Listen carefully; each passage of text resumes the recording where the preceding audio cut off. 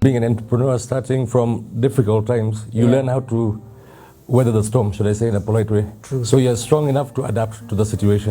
But we adapt in the best way possible to continue running the business at the best optimum that we can.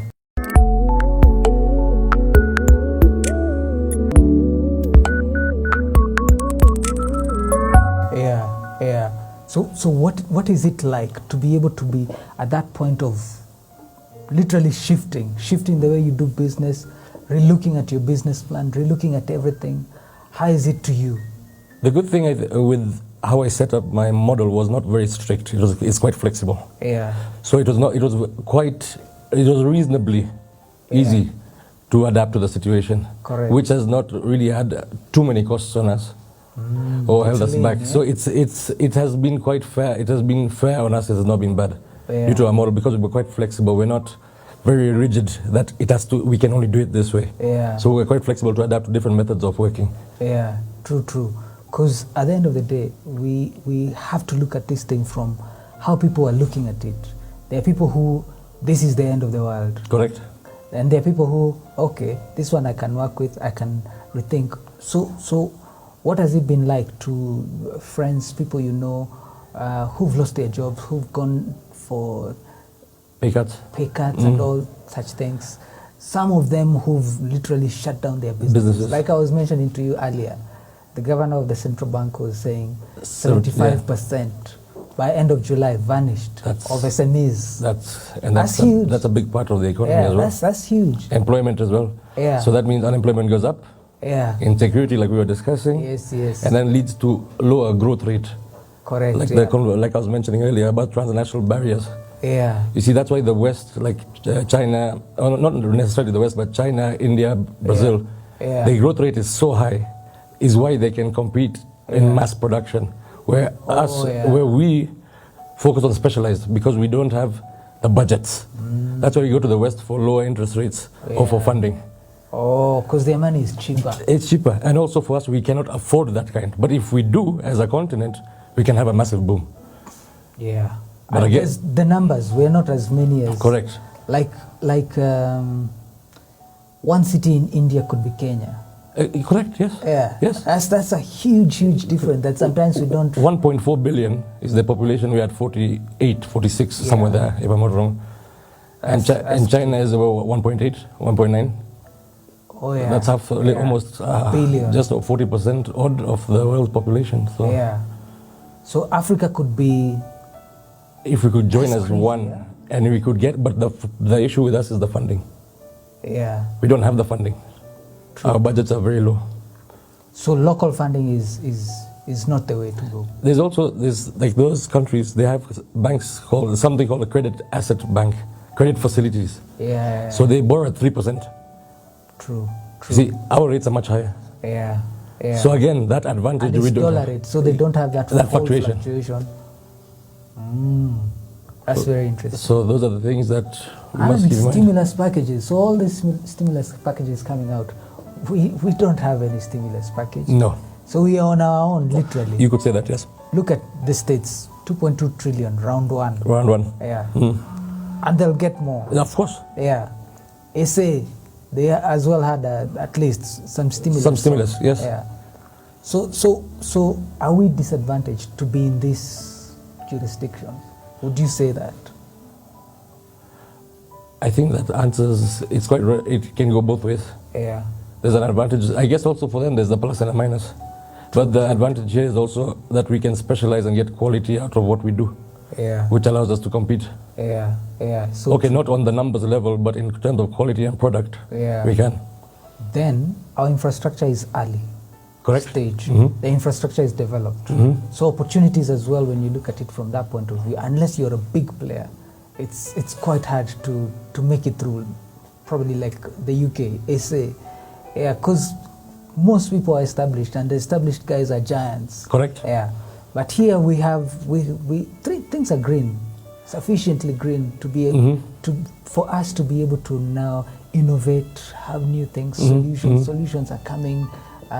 People know of solutions, then now we get to develop them here, and the acceptability is coming up well. So that's interesting. It is. something interesting is, especially when people, I've skipped intro intentionally. Okay. We'll introduce ourselves No problem. in a bit, but something interesting. I just want us to be able to unfold something interesting about enterprise and entrepreneurs is the element of just being able, like you mentioned, to adapt, to adapt, to adapt. But for us to adapt, especially failure, becomes a key thing that helps us to adapt. Correct. The amazing thing about your story is the story of against all odds, against failure. And it's not just personal failure, it's coming from a point of family. Probably you can talk about that a bit. Yeah, I was from, my name is Zameer Verjee. So I was from quite a prominent family, was very well off. And I'm the 7th generation in this country. Seventh. So and a generation is 50 years plus. Yes, you could say that. Yes. Cycles. Yes, so we can say from 1882, my forefather, my great-great-great-great-grandfather was here. Yeah. And then we were in the fish business, then went into transport, and then the fish business went into receivership in 2000 or 1999 due to the cholera in the Lake Victoria. Oh, I remember. So the ban for exports. So we went into transport. That's when China now started bringing fish. There you go.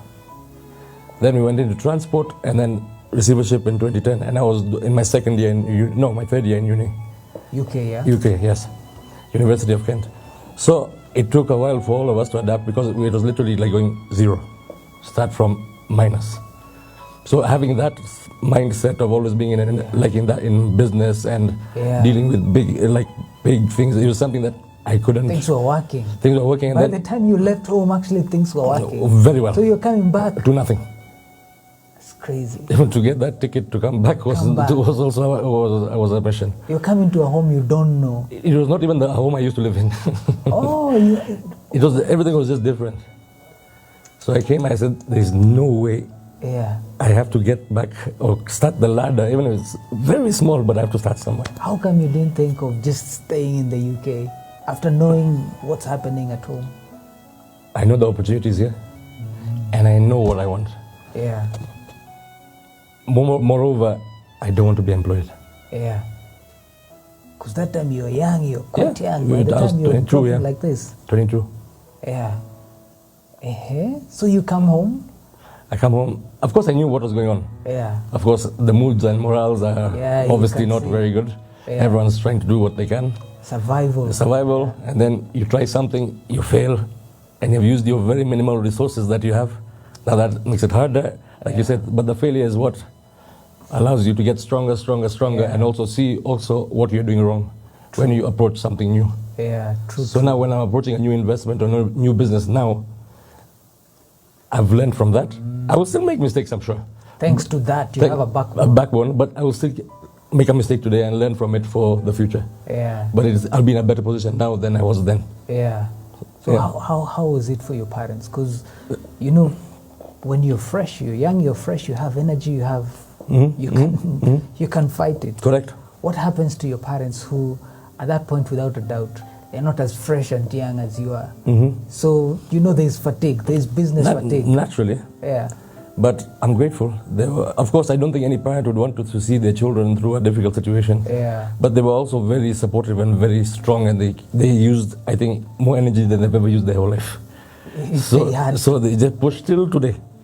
Keep fighting and keep working together as a team. Yeah. That's amazing. How do you take that and relate it to COVID? What did that do for you that you can use now? Of course, when you have to do cost cutting, flexibility, adaptivity, your normal day-to-day bills, or whether it's your basket of goods, so your home shopping, your luxuries, your eating. Some things will have to wait. But you've been through it, so it's not that it's I'm going to now collapse if I don't go there, or I don't eat that, or I don't do that, before. Or if I don't drive that, or if I can't do this or that. I have it. Yeah. And fortunately, whatever I could do, what I want to do, I'm still doing. I'm happy. I'm very grateful to God for whatever I have.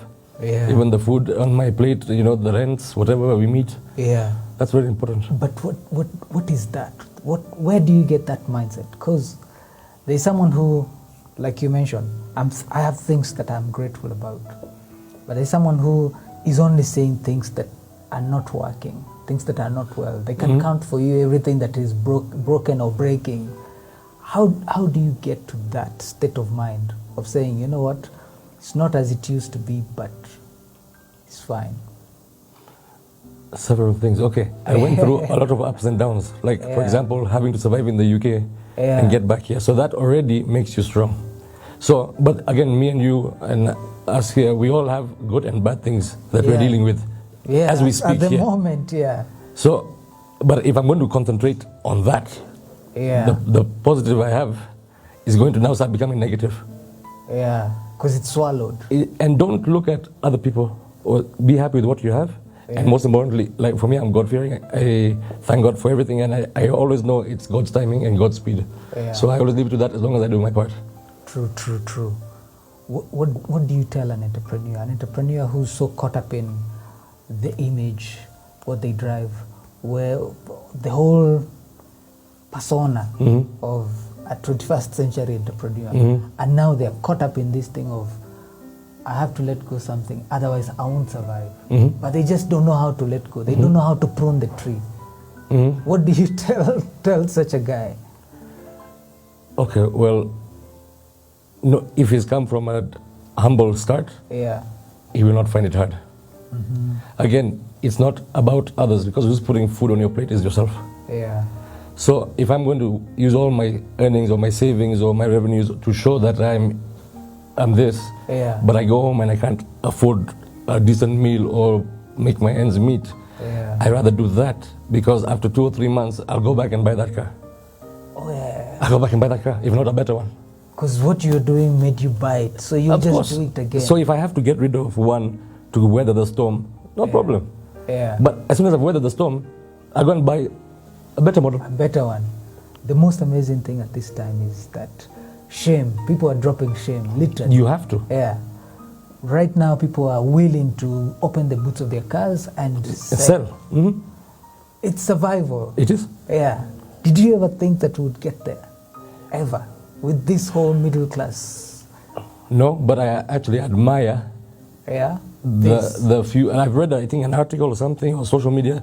Some are lawyers, some are doctors, like good, like high-level positions. They actually give you their card and you're buying it from there. But I really respect them and admire them, because that is what it's about. Not just because you have a title doctor or lawyer or advocate, you can't do that, because they want the family to survive as well, right? And eat, put food on the plate, school fees, rent, whatever it is. So that's the example you should even follow. There's nothing wrong with what they're doing. The kids don't care. But if anything, what they're doing is the right thing. It's amazing. It is. If only we can keep up that state of mind, because it's the state of mind of, I'm doing what I'm doing, it is what it is. Correct. It is what it is. I owe no one an apology. True. Everyone is just trying now to survive and see things that way. That is correct. The other thing is, they say, never waste a good crisis. It carries the best opportunity. Opportunity, yes. What are you seeing in this crisis, in your sector? In my sector, it's that I'm able to still to deliver at the same timelines and quality with the less staff. Others are not able to do that. With a leaner team. With a leaner team. And also keeping in mind all the measures that we've been given by the government. So health and safety, all our staff are tested, everything is clear. So also credibility towards our clients is much better. But also in this scenario, not only in my business, but also other industries that I invest in, is what I'm looking at. Because that's what, now we have to think COVID business. How to adapt to it. Because it's going to be here, we don't know for how long. It could be here for a very long time. But yesterday I saw a video of a Nigerian doctor saying that there's a possible. I saw that. Possible cure. She's cured, I don't know, 350 odd. No one died. Not even whatever, with asthma, diabetes, old age. What she's saying is literally very simple. Straight up. So now I'm hoping that's true. I'm hoping it works, because I'm not a doctor. I don't understand any of that. Hopefully it's true. But you see, hopefully that would be a Because that's accessible and that's affordable as well. It is, and it's also, that means it will be a short-term problem to sort. Yeah. It's not something it will be something we can predict, should I say. Yeah. Right now it's so unpredictable. That's why even your investments now, you're very cautious about also your cash flows. Yeah. You know, your reserves. Where, should I don't know not? how long. Should I not? That uncertainty. Yeah, I was talking to someone and they were telling me this could be an endemic.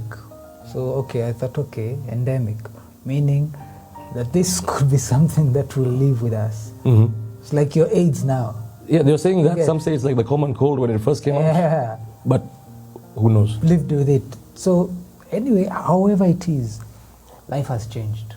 Life has changed Definitely. completely. Definitely. Yeah. Even your mindset, the way you do things, Yeah. the way you spend, the way you do business, Yeah, true. the way you employ now. Because there are a lot of things you can do that you have employed 3 others to do. Yeah, true. Oh, it's unfortunate for jobs. It's unfortunate, but it's a challenge It is. for people to adapt. Let's talk about the gig economy. So we are looking at a shift. Every time there is a crisis, whichever crisis. So crises have, every 10 years there is a crisis of sorts. Okay, yes. Every 100 years there is a bigger crisis. Bigger crisis. So last crisis, 2008. Finance, yeah. Subprime mortgage in the States, the whole financial system crashed. Yeah. 10 years before the dot-com bubble, 10 years before, 10 years all the way yes. to the 1800s. So this is not necessarily a new thing, but every time the crisis like this happens, then the gig economy is born. The last time it happened, Alibaba boomed. Yeah, Uber boomed. So what do you say about the gig economy currently, in terms of now people will need to now rethink and now look at things as a gig, because the certainty that used to be Then is not gone. there. Yeah. What's your take on that? So that's a very good question. Right now, I'm not sure. I'm actually not sure. Yeah. But yeah, we got to definitely think out of the box and see which sectors can, because this is something is not a very normal situation. You see, the financial bubble burst, you could predict. Yeah. It blew. Stocks went down. It went down. Yeah. It will take 10 years to recover. It was easier to foresee. Yeah. This is something that it's very hard to gauge right now. I think at the stage we are in, Yeah. it's very hard to gauge. It's not even like a war. It's an a war, you can go talk and do ceasefire. Whatever, or the white flag, or here we're fighting something we can't even see. And there's no ceasefire by the end. Here it's when and if or maybe. Yeah. So it's something very early to think about the gig, in my opinion. True. What do you say? This thing, what's your prediction? It may be wrong, but what's on your mind in terms of what do you see? Do you see this thing another quarter, another 6 months, another year? Because everyone is guessing. It's a guesswork right now, Yeah. but for now I'm taking a day as it comes. Okay. A day as it comes, adapt, keep working. Because if I start now thinking that till next year I'll not be able to do this, Yeah. I'll not even focus on what I'm getting today. So I'd rather just take a day as it comes. And It will cripple you by the and also now it makes you even negative in your mindset. Yeah, and anxious. Anxious. What if? Yeah. So now you start focusing on that Yeah. and losing on what you have now. True. So take a day as it comes, and then, God willing, the sooner the better. Yeah. So 75% of the businesses in SME sector vanished. What do we do with those people? Those are millions of people. Yes. What's that? So in the States, currently it's about 50 million people have lost their jobs. Correct. 50 million is Kenya, man. Yeah. Yeah. That's a nation jobless. In Kenya, I think we're now at 7 or 8, some of that. 7, 8. Yeah. That's a lot. It's a lot. Remember when the government was saying that we'll create 500,000 jobs? Jobs, yes. Our whole government. Now think of it that we have 7 million. Nairobi is 5 million-ish, yeah? Yeah. So it's Nairobi and taking Machakos. Yeah. You could say that. What do we do with these people? Of course, we have to create jobs. But it's unfortunate. But again, if we can get some loan financing Yeah. for SMEs, From who? China? it could be China, it could be the government, something that Yeah. but we pay back, of course, in a reasonable rate. But again, during this COVID, the government again has spent a lot of money. Yeah, it's true. So there's a lot of things that will lean on this, because as the situation continues, Yeah. jobs will decrease. They have to. Yeah. That's the pattern, I guess. Yeah. So if it continues that way, more jobs lost, so our growth rate goes lower, Yeah. like I said earlier, and our unemployment goes up, goes to insecurities, etc. So that means, again, we will not fight with imports, nothing, because we don't have the negotiation power. Yeah. We don't have collateral. So again, Yeah. That's crazy. It Because is. a government borrows against the productivity of its people. people, Everyone knows that the productivity is going correct. down. Mhm. Yeah. So that becomes a challenge. But there is an interesting conversation as well that I've been looking at different crises, different empires and things like that, all the way from ancient history. And they say there comes a time when government infrastructure or public infrastructure shakes. Mhm. And when that happens, it's time for private infrastructure to take over. Mhm. Yeah. Do you see it that way? I guess again it will depend on the framework of the country and which countries or continent we're talking about. Yeah. But right now, I don't. If we as a continent, of course, we have individual companies that are doing very well in our Yes, country. yes. But I don't think they will be in a position to support the entire economy, Can't. or they can't. So again, also they have a business that they're running. And they're at defense mode currently. Of course. Self-preservation. So there's I think that will be quite difficult for private sector to take over. It's ambitious. But you never know. There could be a percentage that you can contribute. Yeah, true. Because the new hero will be the guy who will create employment. Correct. But the question is, how? But if he's creating employment, means there's a demand for his good. But if there's less employment, Yeah. who's affording to buy those goods? Yeah. Because spending power is It's low. going low. But the money is somewhere. Should be. Because ideally the money no one came and took the money out. The money It should be. is hiding somewhere. It should be. So how do you get the money from hideout? Now Because in every crisis, people hoard. Of course. But now the confidence right now, Yeah. without confidence, you're not going to release the money. So people... You're going to hold on. Because imagine you lost your job and you've saved X amount. Yeah.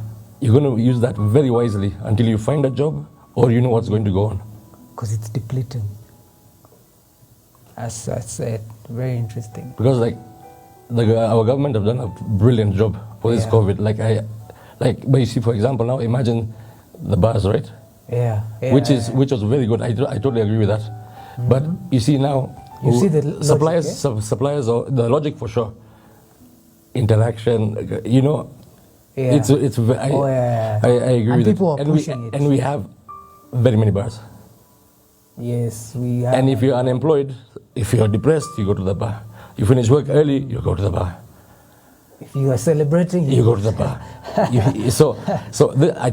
totally support that. But on the contrary is that now the suppliers, the demand will now drop. Whoever supplies the alcohol. That's a hit, eh? Okay. Then also the revenues for that establishment. Then also the staff will be reduced because we don't need so many guests. Inevitably. Yeah. So for 30 days, nothing. And how many bars do we have? I don't know, but I know that we have very many. There are many. So, to some people, they thought that it was an attack to a sector. I think it's to protect us in the best way.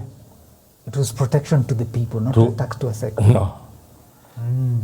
And what about restaurants? Restaurants, they've been hit, of course, because if you go to a restaurant and you enjoy your glass of wine, and now you can't have it, you say, okay, I'll just have it at home. Because at least I'm allowed. I'm allowed. So the traffic as well goes down. Naturally. Yeah. It's interesting. Yeah, very interesting. So when when we look at things in this sense, I want to expand it. You had the conversation you're having with the guys in Nigeria. Mm-hmm. What are they saying? How is it from their perspective? It's pretty much what we've been discussing. Actually, it's similar, it's quite similar in the sense that everyone's trying to adapt. Yeah. But now a lot of cost cutting has been. So now a lot of them have moved their offices home, because everything now I can talk to. I'm still doing business over my Zoom. So do I really need a physical presence? Yeah, and it's working. It's working. I'm still getting paid. Yeah. So do I need a physical presence? You actually don't. So I save that cost. So things like that is what they were discussing, that physical presence. So same thing there. Yes. More or less across the continent. Across the continent. Yeah. Interesting. Yeah. So I've been looking at, they say India is the new China. Mm-hmm. First, do you believe that the factory or the kitchen of the world is now switching to India? The reason why they're saying that is because China was the kitchen, the existing kitchen. But now China is now taking over the role that the US had in terms of the leading economy. So when they take that role, then everything changes from their perspective, because now it's a dominance game. But now the kitchen shifts. And they say it's the tech kitchen, especially because technology and all that. And now people are thinking about the future of tech and things like that. When you look at it like that, then people are saying that now Africa becomes the new consumer. So how do you see, from your perspective, where do you see the world go? Because as an enterprise, then as you grow, you see some horizon. What do you see? That's what they are saying about the world is shifting that way. What do you see? For now, I still feel, for now, China will still remain the kitchen. The second kitchen, or the kitchenette, India. Leading, still the US. Because I'm looking at the COVID, and also the election coming up. True. That is a very big player. It's this year. It's a very big player. So I would. You can't dismiss them. No, you cannot do that. No, because that will also make a big decision in cross-border agreements, relations between countries, business, tax barriers, all these things. So it depends who gets in power will be now the one to negotiate those terms, I believe. What do you see of Africa? Africa, I don't think we're in a bad spot. Okay. Because we've got good international agreements, but I think we need to get more with different countries to allow the funding, to allow us to assist us in these times, and also for us to also boost our production facilities. So even at the very least, if we were to get, let's say, a plant from abroad that wants to assemble cars, at least they put the assembly plant here, but they give it to the locals to assemble. Not bring also their stuff. Okay. So at least the locals also are benefiting from it. Yes, I see that. So something along those lines. So the government therefore will need to give tax benefits and things like that. Yes, incentives to allow someone to come, because that way, jobs creation. And then also the Kenyan economy and currency is earning. So it's a win for, I guess, both in the current situation. True. Probably just jumping into now your space, your sector. Probably talk a little bit about it. Then the next question would be, what's the future of real estate? As people have been thinking, could Kenya have been in a real estate bubble? The ground has softened in terms of real estate demand, and now where is the way out for real estate in Kenya? Okay, so in my sector, a layer of questions. I'll try to address them somehow. So in my field, interior design, architecture, design, and construction. Yeah. I'm grateful right now. I'm not going to say that there's no demand. There is. There is. We are all doing, whether it's a shop fit out, a house renovation, it's still going on very decently. And that is not a necessity product. It's a luxury product. Oh, it's secondary, by the way. Tertiary. I mean service. That's service. Yeah. So now I'm coming to make your house look good during these times. You rather save that money. Change my lighting. Or do this or do that. Okay, there are people who are doing it, but the the demand will be less. Yeah. You're not going to go put wallpaper, rather go buy a crate of what is milk or whatever it is and stock it. Yeah. So that is one. Another thing, real estate, I think our pricing will come down, but not only ours. It's going to be linked to people's, if you've taken a mortgage or you've got asset finance on your car, you've lost your job. Yeah. You're going to try to look at whatever asset you have to get rid of to survive. Yeah. So naturally, who's got the money is going to be the buying power, not the seller. Not the seller. Because if I want to sell to you, and I need it, yeah, it's true. So now it depends how ethical the buyer is, but yes, you'll end up disposing it for sure. Yeah, so true. So what do you feel is the future of real estate from where it has been? Since last year, people are feeling the slowdown in real estate. There was a boom, then it kept slanting.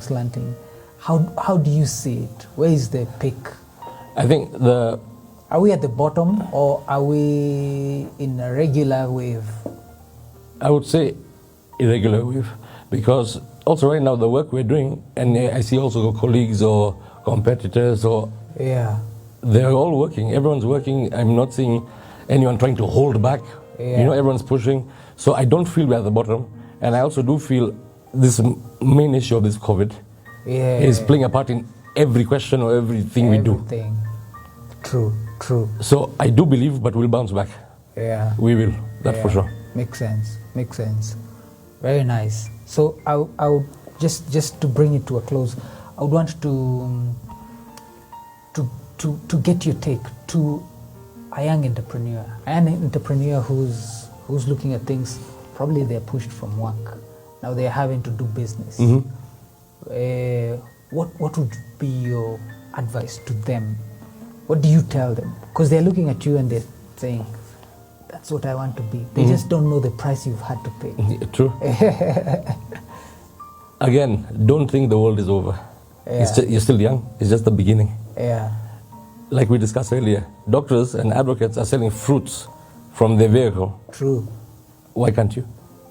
By the way. Start that way. You never know. You'll end up buying a small piece of land. You make your own. You start growing your own vegetables. Yeah. You go into slowly supermarkets, export. You never know where it'll take you, or you'll meet along the lines.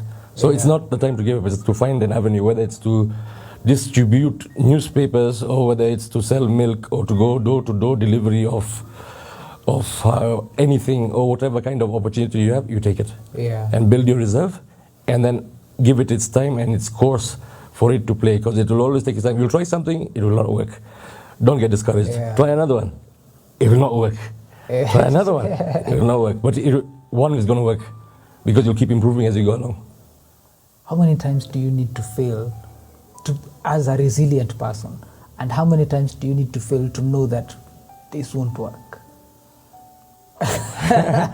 When are you resilient and when are you just stop? I think it's to every individual. Okay. That would be it to every individual, and how much self-drive and self-belief you have. Yeah. So the elastic limit is in you. It's in you. It's not. There's no. No one can measure it. No, it's you. Yeah.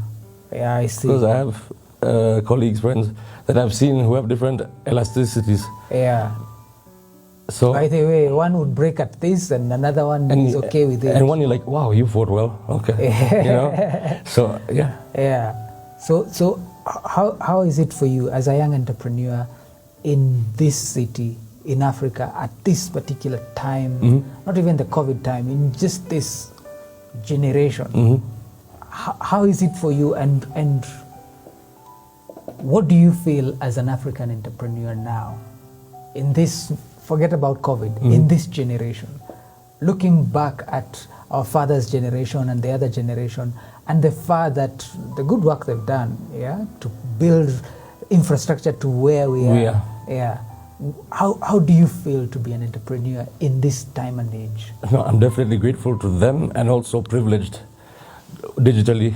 You know, infrastructure, even if it's just a building, facilities. So they've definitely given us a very good setup to get where we are. True. Where they were walking miles a day as we take a car. It's a privilege. Yeah, big privilege. Mobile phones, internet. Very you know, the technology has really helped. So it's something that we have. It's allowed us to be where we are. And like what we're doing even right now. It's true. Who wouldn't have ever done this, by the way? We're standing on their shoulders. Yes, definitely. Yeah, very true. Lastly, probably just take us through your business, what it is that you do, so that whoever is listening to this conversation can appreciate wider of what it is that you guys do and what you see. Okay, we started as an interior design firm, consultancy basis. That was in end of 2012. Then we moved into fit out because our clients were like, but who can do this for us? So that was our second division. I see. Then architectural, some say we love your interiors, but can you do us architectural? So then we combine partners, hands to that, and then we do also the construction, which is from ground up. From ground up. So those are like 4 different divisions that we have. Then we have a lighting division and a joinery division. So that is basically complementary services to what my core was. You mentioned something interesting about assembly. Yes. For all these fit outs and all these things, do you see a future where assembly will be a reality for fit outs, lighting, things like this? Do you foresee that, or will African players always depend on the kitchen to ship it in? See, for now, that is what I'm trying to, that's exactly what I'm doing now. That's why I've started a joinery, because I know I have a certain quality and finish that even if you go to an international shop, you'll say, I'm better than this. This touch. I'm better than this, and I can get it locally. But take a bit more time. Don't rush the job. Be honest with the client, but make sure your finish is meticulous, and you'll be fine. Great. Very nice. Truly appreciated. The conversation has been what it is. Thank you. And it's an honest conversation True. of just 2 people speaking and throwing in their thoughts. So I'm truly grateful. So am I. And we should do this again. Please do, doubt. whenever you want. We are neighbors. It's true. In the office and at home. In the office and at home, That's crazy. Very nice. Truly appreciate it. So this will put it together in audio format and video format. Great. Whoever watches it, my hope is they just push it on, so that the conversation, because they say leaders are born in crisis. And in crisis, like we were saying earlier, we need to be as visible and as audible as possible. Because people are looking for direction. Correct. And people are looking for hope. True. Yeah, literally. Very true. So when you look at it like that, so probably what are your parting short words of hope in such a time of a COVID crisis? Let's be positive. Let's stick together. Let's help one another, hold each other's hands. And most definitely, don't forget God. True. Very nice. Truly appreciate. Thank you so much. Thank you, too. Thanks. Asante.